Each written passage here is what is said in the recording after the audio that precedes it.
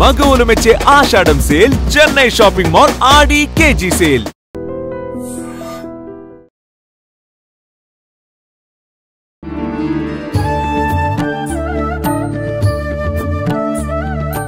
నమస్కారం, welcome to I dream. ధర్మ మార్గం కార్యక్రమానికి స్వాగతం. నేను విజేత. ప్రస్తుతం మనతో పాటు ఉన్నారు ప్రముఖ జ్యోతిష్యులు శ్రీ నందిబట్ల శ్రీహరి శర్మ గారు. ఇప్పుడు గురుగారితో మాట్లాడి మన సందేహాలన్నింటినీ నివృత్తి చేసుకుందాం. నమస్కారం గురుగారు. వాగర్థావివ సంపృక్తౌ వాగర్థ ప్రతిపత్తయే జగతః పితరౌ వందే పార్వతీ పరమేశ్వరౌ. సదాశివసమారంభాం శంకరాచార్య మధ్యమాం అస్మదాచార్య పర్యంతం వందే గురు పరంపరాం. ఆదిత్యాయ చ సోమాయ మంగళాయ బుధాయ చ గురుశుక్ర శనిభ్యశ్చ రాహవే కేతవే నమః.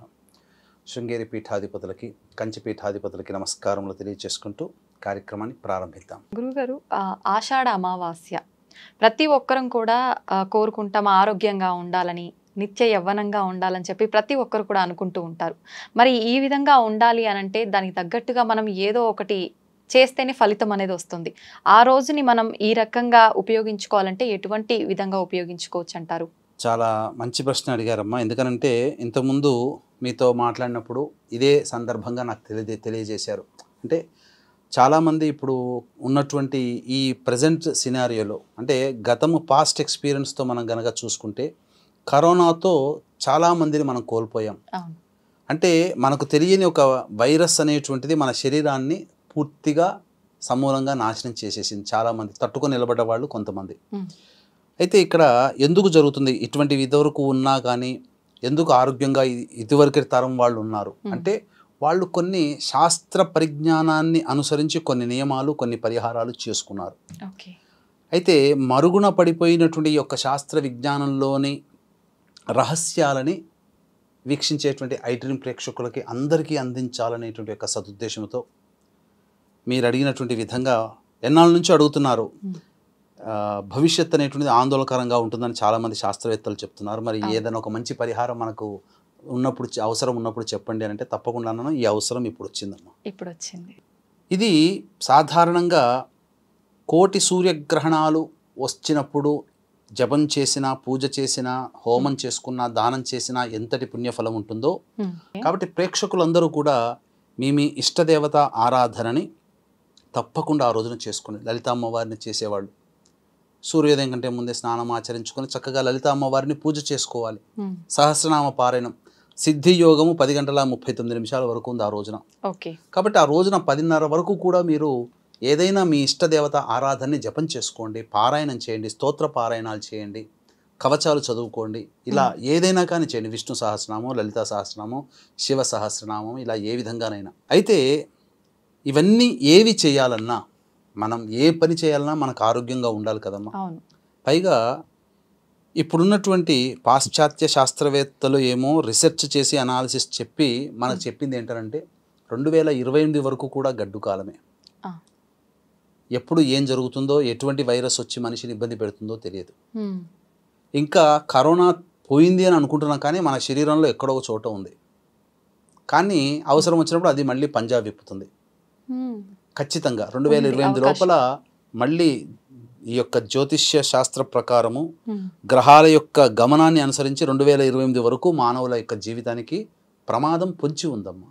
ఆరోగ్యపరంగా ఖచ్చితంగా అనారోగ్యం. మరి ఇటువంటి సమయంలో మరి మనమందరం ఆరోగ్యంగా ఉండాలి అని అంటే మామూలుగా డాక్టర్ని సంప్రదించడం ఖచ్చితం, మంచి వైద్యం చేయడం ఖచ్చితం. కానీ శరీరం కూడా గట్టితనంగా ఉండాలి అని అంటే ఒక అద్భుతమైనటువంటి పరిహారం అనేటువంటిది ఒకటి ఉంటుంది. ఆ పరిహారాన్ని పాటించాలి. ఆ పాటించాలి అని అంటే కొన్ని తిథులు, నక్షత్రాల యొక్క కలయిక వచ్చి తీరాలి పుణ్య రోజుల్లో. అటువంటి కలయిక రేపే. కాబట్టి ఇప్పుడు చెప్పబోయేటువంటి పరిహారాన్ని వీక్షించేటువంటి ప్రేక్షకులు అందరూ కూడా జాగ్రత్తగా గమనించండి, ఏమాత్రం స్కిప్ అవ్వకండి. వీలైతే ఈ యొక్క వీడియో నచ్చినప్పుడు 10 మందికి షేర్ చేయండి. ఎందుకంటే 10 మంది జీవితాన్ని బాగు చేసినటువంటి వాళ్ళు అవుతారు. కాబట్టి ఏం చెయ్యాలి ఆ రోజున అంటే, మనకు ఈ వర్షం పడిన తర్వాత పొలాల గట్టు వెంబడి, అలాగే రహదారుల పక్కన కొన్ని వృక్షములు ఉంటాయి, మొక్కలు పెరుగుతాయి. అందులో రాజ్య సమానమైనటువంటిది తెల్ల గలిజేరు. అయితే వీక్షించేటువంటి ప్రేక్షకులు గమనించాల్సింది ఏంటంటే, అటుక మామిడి అనేటువంటి యొక్క మొక్క కూడా ఉంటుందమ్మా. సేమ్ అదే తెల్ల గలిజేరు, అందులో కూడా తెలుపు వర్ణంది, ఎరుపు వర్ణంది ఉంటుంది. గలిజేరు వృక్షంలో కూడా తెలుపు వర్ణము మరియు ఎరుపు వర్ణం ఉంటుంది. కాకపోతే అసలు సిసలైనటువంటి తెల్ల గలిజేరు, దీన్ని శ్వేతార్ణవ అంటారు, పునర్నవ అంటారు. దీనివల్ల ఏంటంటే చెడిపోయినటువంటి అవయవాలన్నీ కూడా మళ్ళీ రీసైకిల్ అవుతాయి, అంటే బాగుపడతాయి. ముఖ్యంగా కిడ్నీ సంబంధమైనటువంటి వ్యాధులలో ఈ తెల్ల గలిజేరు వేరుని అలాగే మొక్కని అన్నిటినీ సమూలంగా వాడతారు. ఆయుర్వేద వైద్యులకి మాత్రం బాగా తెలుస్తుంది. అలాగే స్వర్ణకారులకి, విశ్వబ్రాహ్మణులకి తెల్ల గలిజేరు వేరు యొక్క ప్రాధాన్యత తెలుస్తుంది. సాధారణమైనటువంటి మానవులకి కనబడేదేమో ఇది అనేక యూట్యూబ్ ఛానల్లో తెల్ల గలిజేరుని కొట్టగానే వచ్చేటువంటిది అసలు సిసలైన తెల్ల గలిజేరు కాదు, అటుక మామిడి. ఈ విషయం నాకు నా శిష్య సమానులైనటువంటి వారు చారి సుధాకర్ గారు అనేవాళ్ళు కరీంనగర్ వాస్తవ్యులు, వాళ్ళు మనకు తెలియచేశారు. వీడియో కూడా చూశాను. మా ఇంటి పక్కనే చాలా పెరిగింది. ఇలాంటి పుణ్యతిథి కోసం నేను వెయిట్ చేస్తున్నాను. అది తెల్ల గలిజేరు అని నా మనసులో ఉండిపోయింది. కానీ వాళ్ళకి ఆ వీడియో తీసి చూపిస్తే ఇది తెల్ల గలిజేరు కాదు గురువు గారు, ఇది అటుక మామిడి అంటారు, దీన్ని ఇప్పుడు అందరూ వాడుతున్నారు, లేని రోగాన్ని కొని తెచ్చుకుంటున్నారు. కాబట్టి అసలు సిసలైన తెల్ల గలిజేరుని మాత్రమే మీరు సేకరించాలి. కాలకృత్యాదులు తీర్చుకొని సూర్యోదయం అవ్వడంతోనే ఎక్కడైతే మీకు తెల్ల గలిజేరు ఉందో ఆ తెల్ల గలిజేరు దగ్గరికి వెళ్ళి ఆ తెల్ల గలిజేరు వేరుని సమూలముగా తీసుకొని రావాలి. అయితే ఎలా పడితే అలా తీసుకొని రాకూడదమ్మా. దీనికంటూ ఒక విధానం ఉంది. ఈ యొక్క ఏ వృక్షాన్నైనా కానీ అది కూడా ప్రాణంతో ఉన్నటువంటిదే. డార్విన్ చెప్పినటువంటి సిద్ధాంతం ప్రకారం ఏంటి, ప్రతి వృక్షముకిలో కూడా జీవం ఉంటుంది అని అందరికీ తెలిసిందే, ప్రాణం ఉంటుంది. కాబట్టి అటువంటి ప్రాణం ఉన్నటువంటి దాన్ని మన యొక్క స్వార్థం కోసం తీసేటప్పుడు మనము అలా అయాచితంగా తీసుకోకూడదు. అంటే నియమాల్ని పాటించాలి.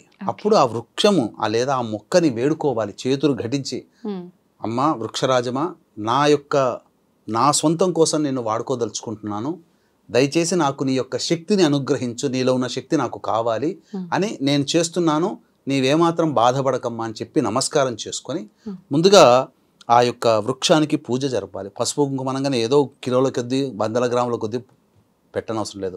ఆ వృక్షానికి మొదట్లో కొద్దిగా పసుపు, కొద్దిగా కుంకుమ, ధూపదీప నైవేద్యములు ఇచ్చిన తర్వాత అప్పుడు ఆ వృక్షానికి చెప్పిన విధంగా నమస్కారం చేసుకొని క్షమాపణ చెప్పుకొని ఆ వృక్షం చుట్టూ ముమ్మార్లు ప్రదక్షిణ చేసి ఆ వృక్షం వేరు, ఆ వృక్షానికి ఎంత మాత్రము కూడా బాధ కలగకుండా ఆ వృక్షం ఆ చుట్టుపక్కల ఆ యొక్క చెట్టుకి పక్కన మట్టిని తీసి తవ్వి, తీసేటప్పుడు ఇనుప వస్తువుల్ని వాడకూడదు. వీలైతే చెక్కని కానీ లేకపోతే ఇతరత్ర అని కానీ లేదా చేత్తోనైనా కానీ ఇనుప వస్తువును వాడుతూ తవ్వకూడదు ఆ సమయంలో. దీన్ని చాలా జాగ్రత్తగా వేర్లతో సహా తీసుకొని వచ్చేసేసి ఇంటికి రాగానే నీడన ఆరబెట్టండి. ఏ సమయంలో చెయ్యాలి? ఉదయం 6:59 నుంచి 9 గంటల వరకు కూడా సింహలగ్నం ఉంటుంది. లగ్నంలో శుక్రబుధులు శుభగ్రహాల యొక్క స్థితిగతి ఉంది. కాబట్టి ఆ 7 గంటల నుంచి 9 గంటల మధ్యకాలంలో తీయాలి. అప్పుడు కూడా అమృత ఘడియలు అనేటువంటివి 8:21 వరకు అమృత ఘడియలు ఉన్నాయి. కాబట్టి అమృత ఘడియలలో మనం తీసినటువంటిది అమృత తుల్యమవుతుంది. కాబట్టి ఆ సమయంలో తీసిన తర్వాత నీడను ఆరబెట్టి అది పూర్తిగా నీడలో ఎండిపోవాలి. ఎండిపోయిన తర్వాత కల్కము తీసుకోవాలి. కల్కము అంటే ఆ యొక్క దాన్ని మర్దనం చేసేటువంటిది ఆయుర్వేద వైద్యంలో దొరుకుతుంది. అది కల్వము అని అంటారు, లేదా రోకలి, మనం చెప్పుకోవాలంటే రోకలి బండ. అయితే మందులను తయారు చేయడానికి స్పెషలైజేషన్ కొన్ని ఉంటాయి. కాబట్టి అందులో ఆ యొక్క సమూలము అంటే పువ్వులు, ఆకులు, వేర్లతో సహా, కాండములతో సహా అన్నీ ఉండాలి అందులో. చక్కగా అప్పుడు వాటన్నిటిని పిండిలాగా చేసుకొని ఒక పిండి తయారవుతుంది. అంటే మన బియ్య పిండి, గోధుమ పిండి ఎలాగో ఆ యొక్క ఆకులతో దంచిన తర్వాత పిండి తయారవుతుంది. ఆ పిండిని ఆ కల్బంలో వేసుకొని అప్పుడు ఆ యొక్క ఉన్నటువంటి చూర్ణము, ఆ చూర్ణానికి తగ్గట్టుగా ఆవునేతి, అంటే ఆవునేతిని తేనెని కూడా ఉపయోగించాలి. ఎలాంటి నిష్పత్తిలో ఆవునేతిని తేనెని ఉపయోగించాలంటే 1:4 నిష్పత్తిలో. ఇప్పుడు 100 గ్రాముల తేనె తీసుకొని ఆ చూర్ణాన్ని కలిపి, ఆ చూర్ణంలో 100 గ్రాముల తేనె కలిపి బాగా మర్దన చేస్తే ఆవు నెయ్యి అంతా చూర్ణానికి అంటుకుని కలిసిపోతుంది. అప్పుడు అందులో 25 గ్రాముల తేనె కూడా వేసి మళ్ళీ మర్దన చేయాలి. ఇలా చేసిన తర్వాత ఒక లేహ్యం లాగా తయారవుతుంది. ఓకే. ఆ లేహ్యాన్ని తీసుకొని ఒక మట్టి కుండ లేదా ఇత్తడి పాత్రతోనైనా వెండితోనైనా చేసినా చాలు. ఆ విధంగా చేసినటువంటి దాన్ని వీలైతే అందరికీ మట్టి కుండ కాబట్టి మట్టి కుండని కూడా చక్కగా ఉప్పు నీటితో కడగాలి మొదలు. కడిగితే అందులో ఉన్నటువంటి రంధ్రాలన్నీ కూడా లోపల ఉన్నవి మూసుకుపోతాయి. అప్పుడు ఆ యొక్క మట్టి కుండ కూడా శ్రేష్టంగా తయారవుతుంది. ఇప్పుడు మనం మంచినీళ్ళు తాగడానికి కుండ కొనుక్కున్నా మొదలు ఉప్పు నీటితో కడగాలి లేదా సున్నం నీటితో కడగాలి. అప్పుడే మనం మంచినీళ్ళు తాగడానికి ఉపయోగపడుతుంది. ఆ విధంగా కుండని చిన్నటి కుండని మనము తయారు చేసుకొని శుద్ధి చేసుకొని అప్పుడు ఎండిన తర్వాత ఆ యొక్క లేహ్యం ఏదైతే తయారు చేసుకున్నామో ఆ లేహ్యాన్ని కుండలో పెట్టి దానిపైన మళ్ళీ మూత పెట్టాలి. మూత పెట్టి చీలమన్ను ఇవ్వాలి. చీలమన్ను అంటే ఏంటి? మనకు మట్టి దొరుకుతుంది కదా, ఎర్రటి మెత్తటి మట్టి, దాన్ని నీళ్లు కలిపితే బంకలాగా తయారవుతుంది. దాన్ని అంతా కూడా ఆ మట్టి ఆ కుండ లోపలికి ఎటువంటి గాలి జొరపడకుండా క్లోజ్ చేయాలి. కప్పి పెట్టేటట్టుగా దాని చుట్టూ కూడా అద్దాలి. అద్ది మీకు ఇప్పుడు అన్ని నగరాలు కదమ్మా, నగరాలు కాబట్టి స్థలం ఉండదు. కాబట్టి ఇంట్లో బియ్యపు ధాన్యం నిల్వ చేసుకునే డబ్బాలు ఉంటాయి కదా, దాని డబ్బాలో నిలువున కిందన పెట్టేసేసి కప్పి వేసేసి దానికి ఎటువంటి గాలి ఎటువంటి వెలుతురు చొరబడినటువంటి ప్లేస్లో దాన్ని పెట్టాలి. చీకటిగా ఉండాలి.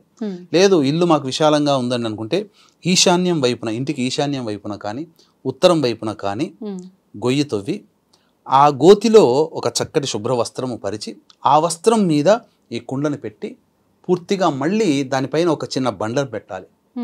పెట్టేసేసి పూర్తిగా మట్టిని పూడ్చి వేసేసి ఒక మండలము రోజులు దాన్ని కదపకూడదు. అస్సలు కదపకూడదు. ఈ లోపల ఆ యొక్క లేహ్యం అంతా కూడాను మొత్తం కలిసిపోతుంది ఆవు నెతితో తేనెతో.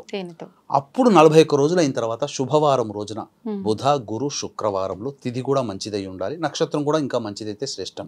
అప్పుడు దాన్ని బయటికి తీసి ప్రతిరోజు గనక ఒక కర్ష మాత్రం అంటే వేరుశనగ గింజంతైనా లేదా కుంకుడుగాయ గింజంతైనా లేదా అల్లనేరేడు గింజ ఉంటుంది కదా, అల్లనేరేడు గింజంతైనా కానీ తీసుకొని ప్రతిరోజు మొహం కడగగానే వేసుకొని ఒక అరగంట 30 గంట వరకు ఏ పదార్థం తీసుకోకుండా వండినటువంటి వ్యక్తి 40 రోజులు ఆ విధంగా ఆ లేహ్యాన్ని గనక సేవనం చేస్తే బృహస్పతితో సమానమైనటువంటి మేధాశక్తి కలిగినటువంటి విద్వాంసుడు అవుతాడు.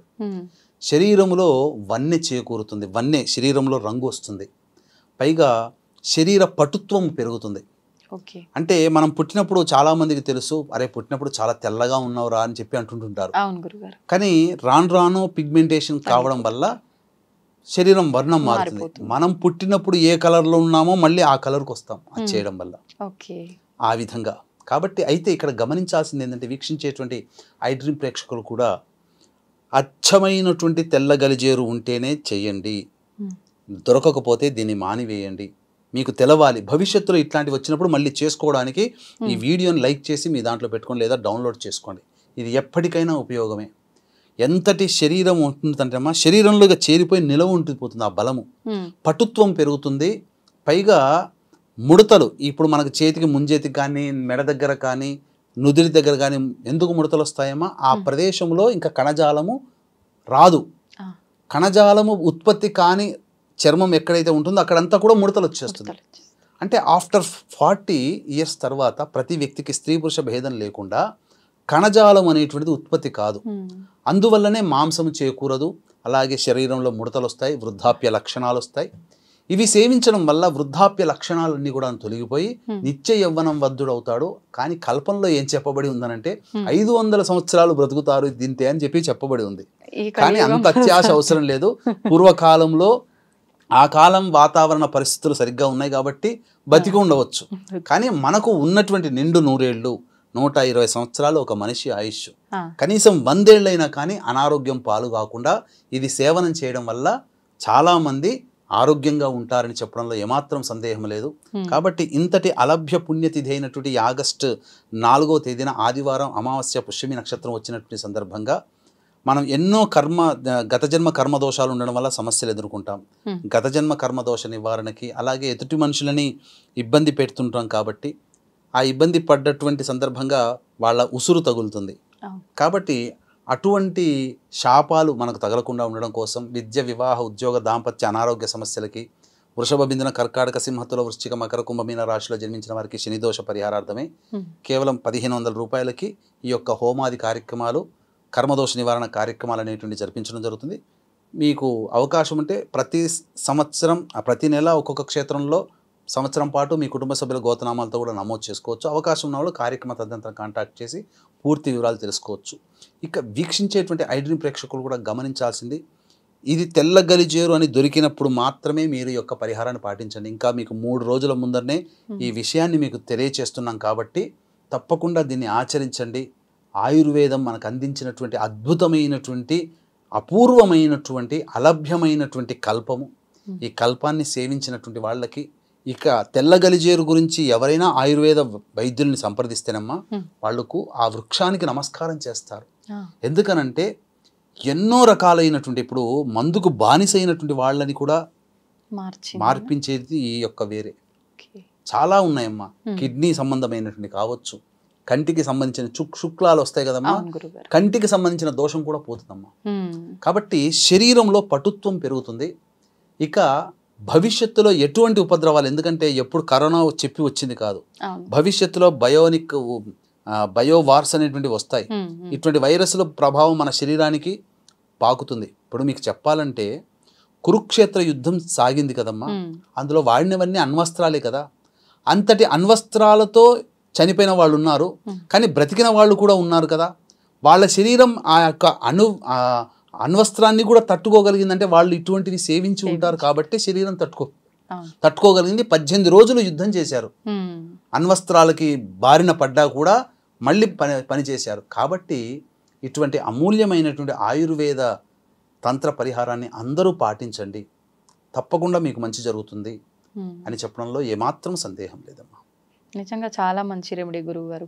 ప్రతి ఒక్కరం కూడా కోరుకునేది ఆరోగ్యము, ఆయుష్. మీరు చెప్పినట్టు 120 ఏళ్ళు కాకపోయినా ఇప్పుడు చూస్తున్నాం కదా, చిన్న చిన్న వయసులోనే అకస్మాత్తుగా ఏదో ఒక హెల్త్ ఇష్యూ వచ్చి అలా వెళ్ళిపోయేవారు ఉన్నారు. అలా జరగకుండా ఉన్నంతకాలం హెల్దీగా ఉంటే దానికి మించిన అదృష్టమే ఇంకోటి. ఆరోగ్యమే మహాభాగ్యం. ఆరోగ్యంగా ఉంటేనే అన్ని పనులు చేసుకోగలుగుతాం. నిజంగా చాలా మంచి రెమెడీ తెలియజేశారు గురుగారు. ధన్యవాదాలు. సర్వం శ్రీ ఉమామహేశ్వర పరబ్రహ్మార్పణమస్తు.